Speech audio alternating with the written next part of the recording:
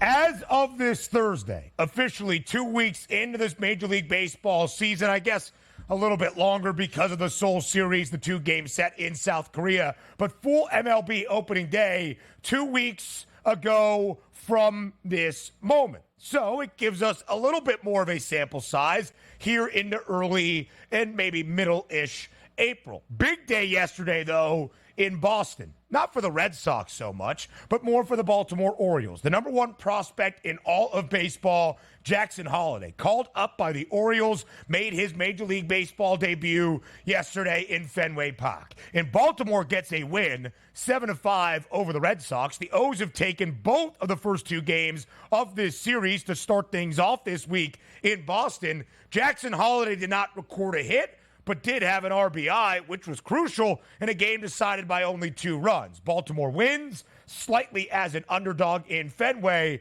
for their second straight win in this series. Yeah, good win for him. And also, Craig Kimbrel gets his second save of the season. The former Atlanta Braves, former Phillies closer, has been around the block, so good start for him so far. But you like the fact that you got runs yesterday and also runs late for Baltimore. Take a look at that. Boston, a 5-0 lead after 5 innings, only to see 7 unanswered from Baltimore in innings 6 and innings 7 here. This is what we get. Sometimes the bullpen doesn't come up and sort of save you in these instances and putting out those fires and sometimes add some gasoline to the fires. But if we're looking at Holliday as a player, there's high expectations. Now, granted, yesterday was it a great performance? 0 for 4 at the plate. It was 0 for 4 at the plate. 2 strikeouts there, but did get an RBI. Batting in the 9th hole here. Sometimes I like that too. It's like, don't put too much pressure on the kid. Like, hey, we expect big things. We're going to move Santander out of the 3 hole and put the young kid in there. He will find his way around, but you have time for this because that lineup is really good 1 through 9 now with Holliday there. Keep him up here. Let him get his swings in here. Don't put him on the bench. It's sink or swim right now because if he doesn't play well, Ben, let's just say for the first 3 weeks, sure, you send him back down.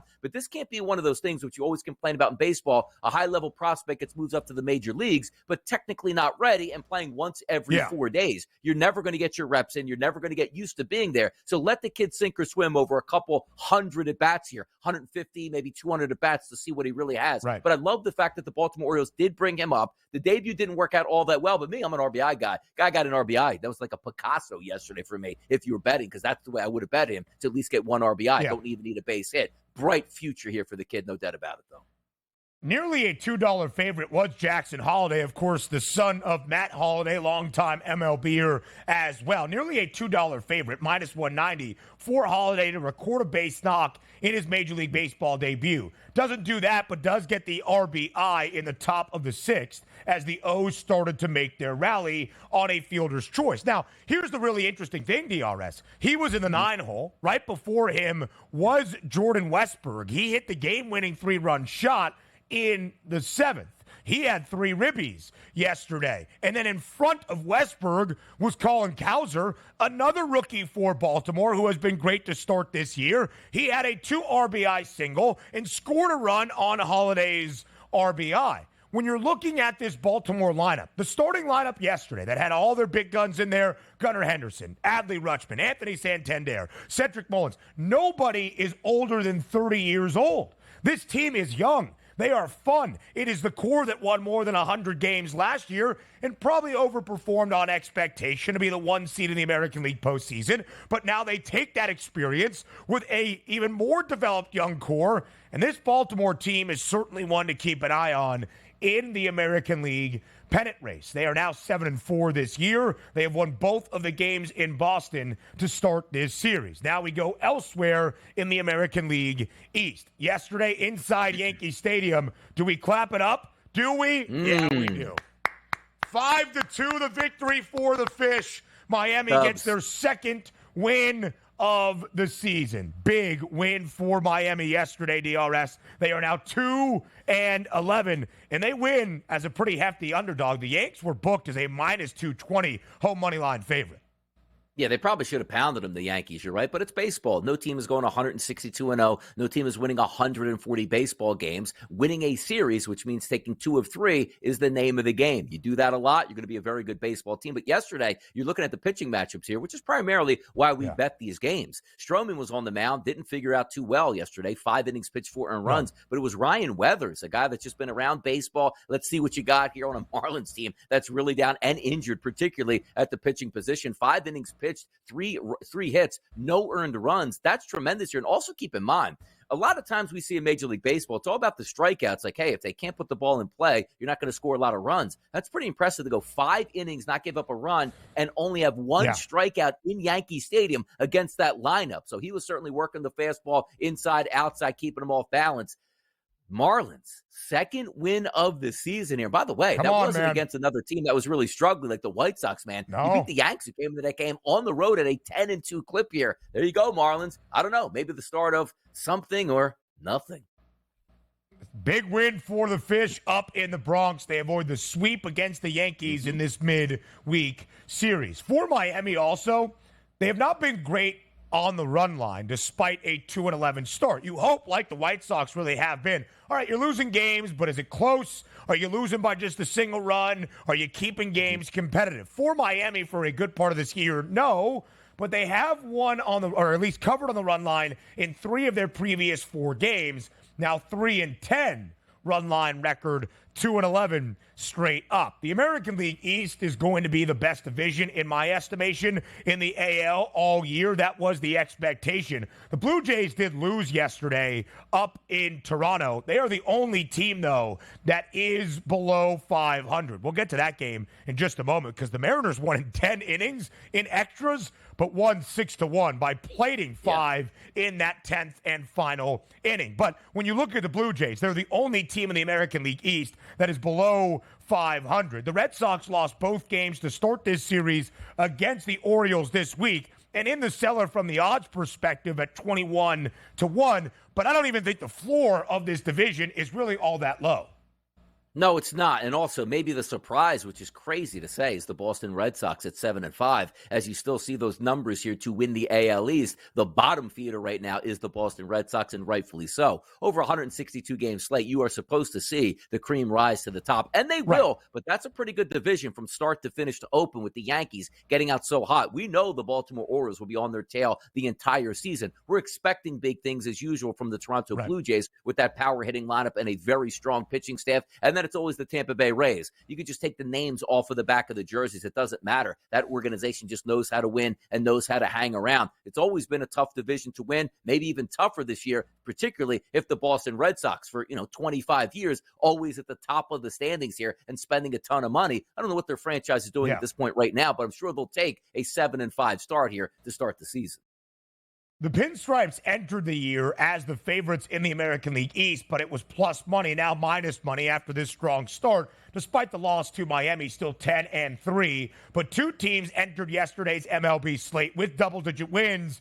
Neither got to 11. The Yankees still at 10. The same for the Dodgers as Minnesota avoids a sweep in its series finale at home, snapping a 4-game skid against Los Angeles. Edouard Julien, 2 home runs in the game, including the game-winning homer in the 5th inning, as Minnesota wins 3-2 outright as an underdog at home over the Dodgers.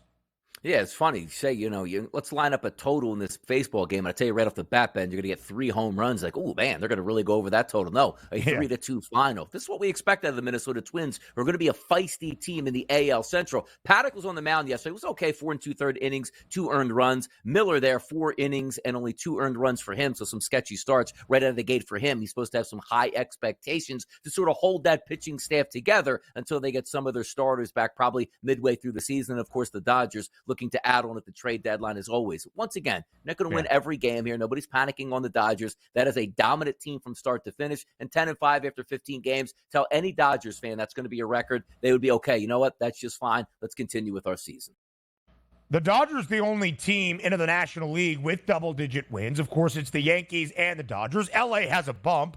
They've played 15 games where pretty much everybody else is at 12 or 13 at this moment. But LA is the only team in the NL West above 500 at this time as well. And the Dodgers have dominated this division the last decade plus. They have won the NL West crown 10 of the last 11 MLB seasons, and now a minus 1,000 favorite to win the National League West once again in 2024. I say a minus 1,000 favorite to win the National League West as we look at the Dodgers' outlook right there. So the Dodgers fine despite the loss yesterday in the Twin Cities. The team with the second best win percentage despite being below 500 in the National League West, the San Diego Padres. They hammered the Cubs at home yesterday in Southern California. 10-2 the win for San Diego. These two teams tied 2-2 in the fourth inning. The Padres scored the final 8 runs of the game. 10-2 the victory. San Diego greater than $1.50 favorite on that money line. As a home favorite, they make good on the price.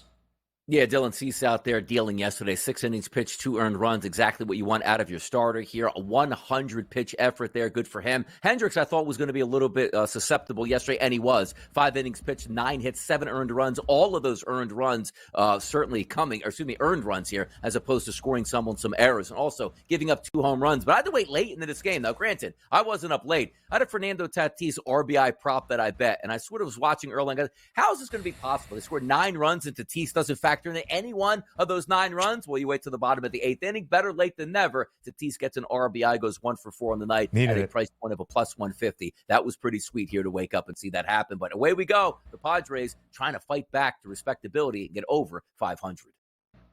DRS, I am happy for you. Central focus now at the Great American Ballpark in Cincinnati, and the Brewers jumped all over the Reds early and often. Christian Yelich, 2-run shot in the top of the first. The Brewers scored 6 runs by the end of the fourth, and they win 7-2 over Cincinnati in Cincy. National League Central. Again, everybody continues to play relatively good baseball. The Cardinals below 500, but the only team below 500, the Reds at 6-6. Everybody else above 500 early in this MLB season.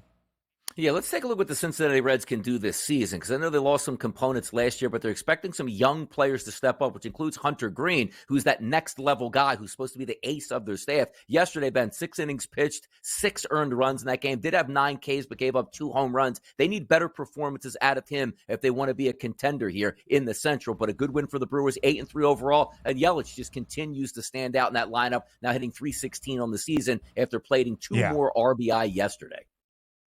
It's a really good point about Christian Yelich. It's what Craig Mish told us yesterday during the daily basis. He would look to Milwaukee as long as Yelich was in the lineup, and he was, and he hit a 2-run bomb in the top of the first inning. A big win for Milwaukee. The Brewers 8-3 and 5-1 away from the state of Wisconsin to start off this year. A really strong start for the Brew Crew. As we said, the Cardinals are the favorites in the National League Central, despite being the only team that is below 500. But look at all of these teams here. Everybody separated by less than $5.50, all the way down to the Pirates, who have the best record in this division at 9-3. The Cardinals did lose at home yesterday, some day baseball under the arch, to the Philadelphia Phillies, 4-3, the win for the Phils.